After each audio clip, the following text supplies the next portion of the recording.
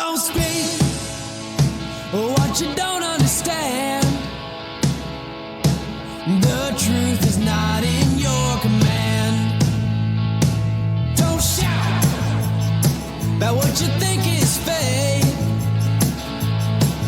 The decision isn't yours to make. Don't lie about the way things are. Tall tales will take you very far. Don't scoff when they say it's the end. In this life you know you can't pretend. The days pass by. Hey everyone, it's Mary Ann from the New York City Organization of Public Service Retirees. Today is Friday and it is January 3rd, 2025. So there's been a lot happening this week. I know you're probably all asking, but I'd want to get right into this because this is interesting. So many of you have asked us, sent us emails, text messages, messengers, just about in every method of form of communication that you could send to us regarding the UFT RTC Florida chapter's newsletter with a message from Bennett Fisher. So I want to start the history of this. You see, when this organization started, many of the large unions, the UFT, DC 37, the Municipal Labor Committee was spreading misinformation. It was running rampant. And back in 2021, we were very quickly started to get attacked by the MLC. And then in 22, as we moved towards the end of 21 into 22, it started happening, of course, with the UFT, DC 37, and some of their chapter leaders like Tom Murphy, Vinny Gaglione, and Lynn Winterbaum. And it literally became a sport. So we started a page called Debunking Bullshit, and we would take their documents and we would rip them apart and highlight them and put our logo on it and put Debunking Bullshit and put it up on our webpage. Well, we actually had stopped doing that because we got so busy with the litigation, but we were starting to go back when we rebuilt our website last year and we put a bunch of them on. I actually want to show you what that page looks like, because if you navigate to our website, you'll be able to visit our debunked page. And I want to show you what that looks like today. Now, it still needs to be updated, of course, because, things change and it does take time. And I want to make sure that you do get to see everything. But of course, this is special because this is literally how we started. We were trying to educate everyone to the information that was being put out by union leadership is not correct. And in order to do that, we literally had to take their documents one by one and start going through them to show what was correct and what wasn't correct. So, okay. Here we are on our debunked page. This page is specifically designed to provide you with the truth behind the rhetoric. And you'll see here, this top one is the TWU propaganda page, but all of the rest of this is debunking from the MLC, more of the MLC, DC 37. Here's Lynn Winterbaum from January of 2023. We even did a video. Here's another one, UFT RTC Florida, Lynn Winterbaum, debunked again, March 18th of 2022. The DC 37 retiree wrap-up. The Scheinman Report, fact-checking Lynn Winterbaum, West Coast, Florida, December 13, 2022. Truth and Misconceptions on Healthcare. This was an MLC document, December 2022. And it just keeps on going. And the UFT was a large proliferator of misinformation. We started calling it disinformation. But you can see this is mostly theirs in DC 37 with a little sprinkling of the MLC. So we knew what we were doing. We were getting it. Literally, Michael Mulgrew was fact-checked, and that was number one. And we wanted to make sure that you remember exactly where this all started. And it literally came from the United Federation of Teachers. So when Lynn Winterbaum was putting out her newsletter going back to 22, we would take that newsletter, create it into a PDF, and then we ultimately did videos.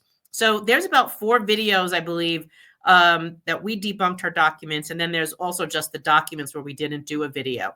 But I want to show you some of the misinformation that came out, just in case I don't know, a retired teacher chapter leader might forget exactly what his chapter was putting out even before he was chapter leader.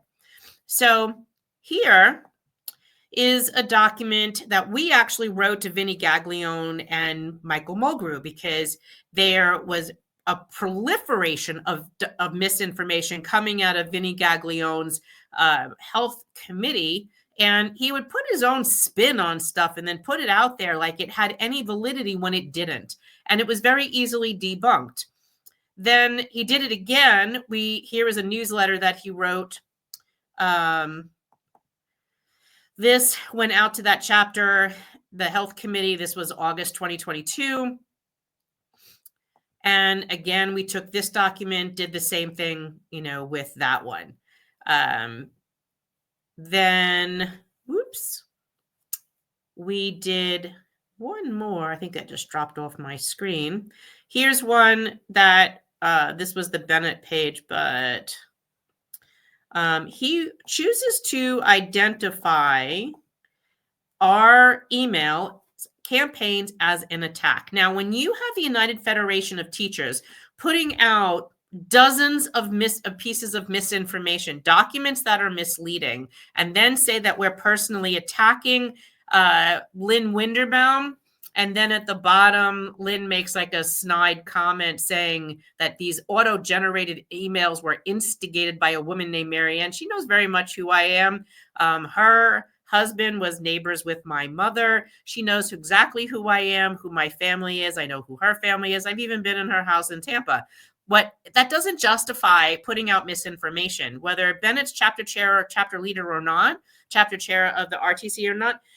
Our organization has made a foundation of debunking bullshit. We do not tolerate misinformation, whether it comes from someone he loves or someone he doesn't. And when he wasn't chapter leader, he shared that information with us to expose. So it's a little disingenuous to say to us that we're attacking Lynn by sending out an email campaign, which, of course, so some of them he actually helped us with.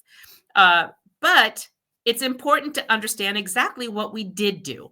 So here's the letter the email campaign that we actually did write to have all of our retirees write. It says, "Dear Lynn, there seems to be a lot of fear mongering coming from Tampa, Florida these days, very reminiscent of 2022 when you were advocating for forcing retirees into Medicare Advantage and how litigation and legislation to protect ourselves and force the city to uphold the promises it made to us were dangerous. The author then is the same as now, you, Lynn Winderbaum of the UFT-RTC chapter in South Florida. You were one of the first stars of our Debunking Bullshit series.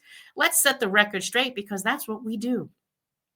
If you read the New York Health Act in its current form, the bill serves those who live in New York State. And that's because Bennett Fisher had invited Senator Gustavo Rivera to their last RTC meeting in which they were reviewing the bill. And there was some twisting of commentary or information or parts of the bill and interpretation of what he was actually saying when they really weren't clear on it. But that's going to come later. Right now, I want to focus on this.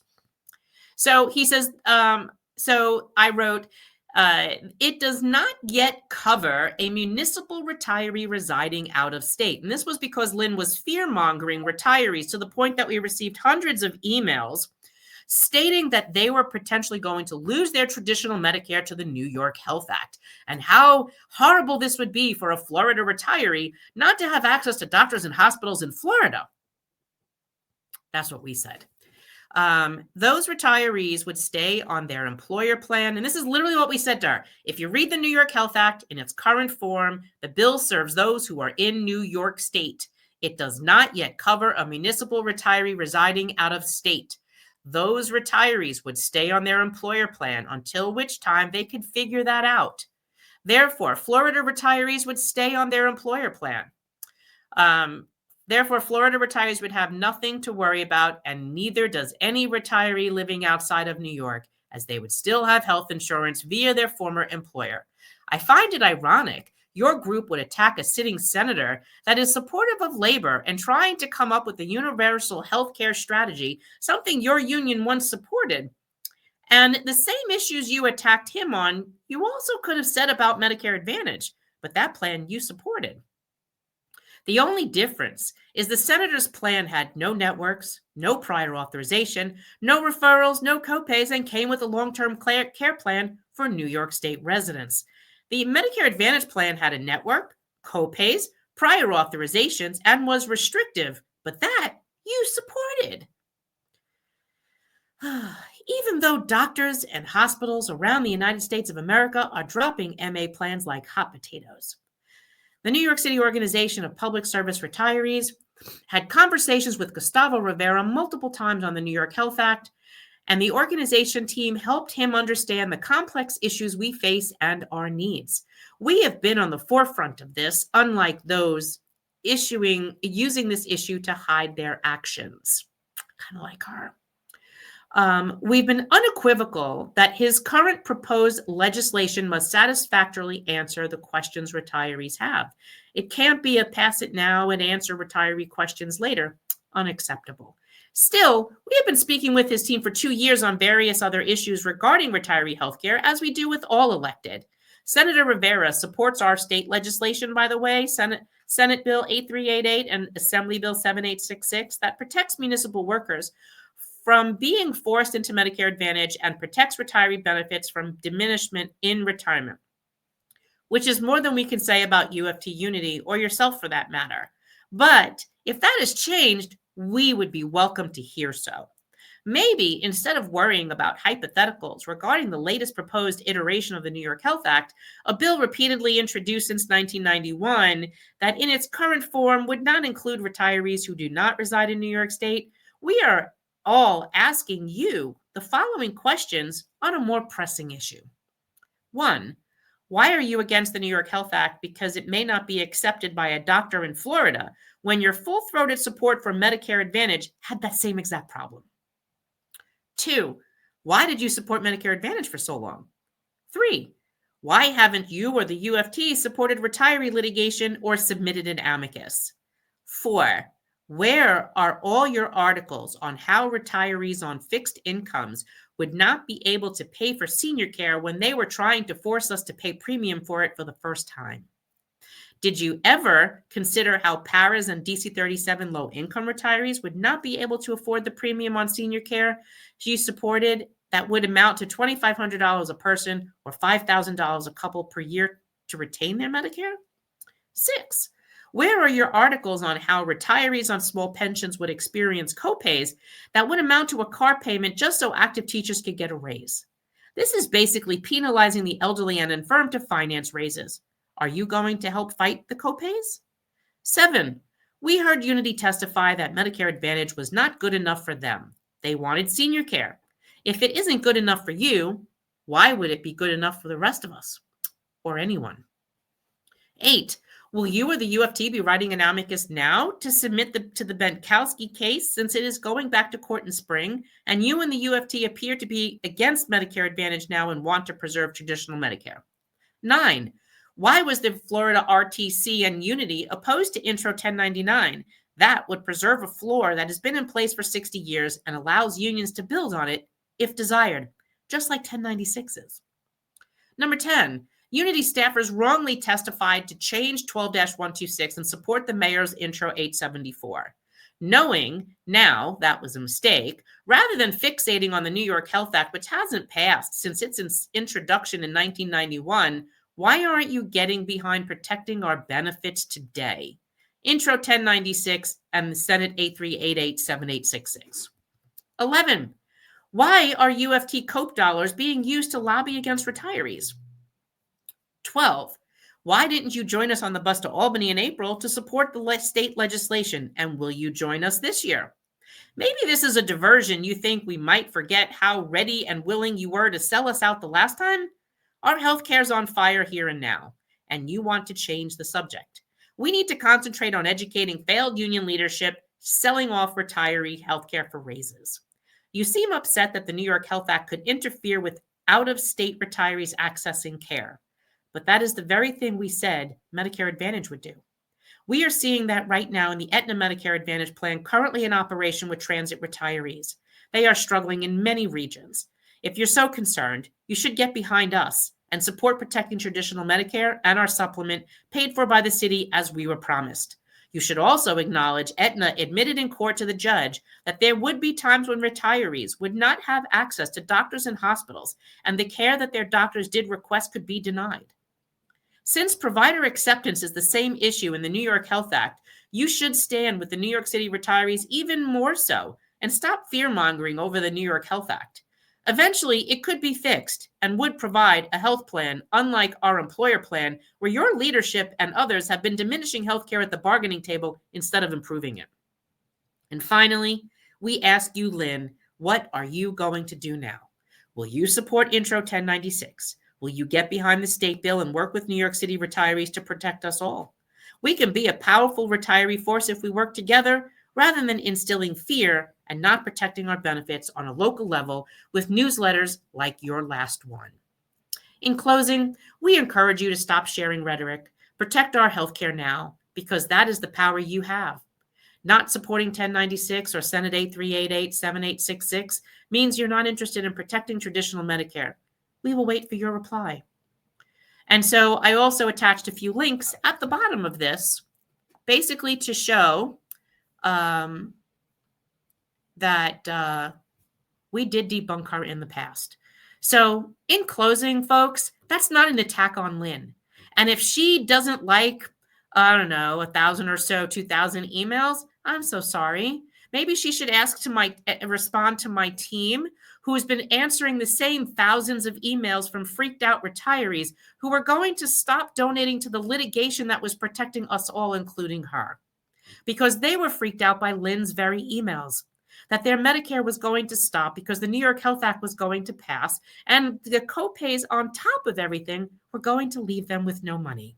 So if UFT-RTC's Retired Teacher Chapter, United Federation of Teachers, Florida chapter, New York chapter, or the entire chapter was not concerned with our litigation basically being defunded by their rhetoric, well then continue on as business as usual. However, we have won 11 times in court with 3 unanimous appeals decisions, and we don't plan on stopping. And we're actually considering filing more litigation as we speak. So let me ask you again, how long has it been? Let's see. How long since it's been since we put out that email to Lynn and had everyone send her an email? 6 days, 22 hours, 58 minutes, and 31 seconds. And guess what? No reply. So that basically says to you, if in 6 days you can't tell us where you stand on these issues, this entire thing was a deflection of fact. And that's why we debunk bullshit. Have a great day, everybody. I love ya. Don't speak what you don't understand. The truth is not in your command. Don't shout about what you think is fake. The decision isn't yours to make. Don't lie about the way things are. Tall tales will take you very far. Don't scoff when they say it's the end. In this life, you know you can't pretend. The days pass by.